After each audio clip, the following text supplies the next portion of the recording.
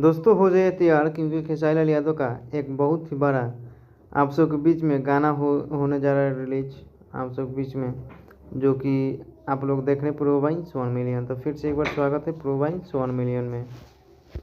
तो जी हाँ दोस्तों, आप सब बता दें कि कोमल सिंह जी और आज का वीडियो इसी गाने के बारे में बात करेंगे, जो कि आप लोग वीडियो को ध्यान से जरूर सुनिए और देर न करते हुए वीडियो को स्टार्ट करते हैं। अपने हिट मशीन खेसारी लाल यादव का बहुत ही सुंदर पसंदीदा सॉन्ग आने जा रहा है आप सब बीच ग्लोबल म्यूजिक जंक्शन से और वेस्ट भोजपुरी से।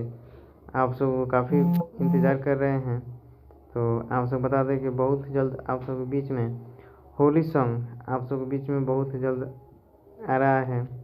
और अपने ग्लोबल स्टार खेसारी लाल यादव बहुत ही वेस्ट भोजपुरी से, जिसका बोल है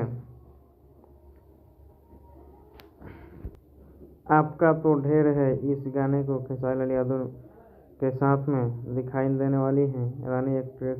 अब तक इस गाने पे 6 मिलियन से ज़्यादा करीब हो चुका है व्यू।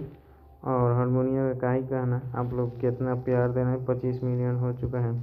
तो अपना राय कमेंट बॉक्स में दीजिए। जब तक जय हिंद जय भोजपुरी।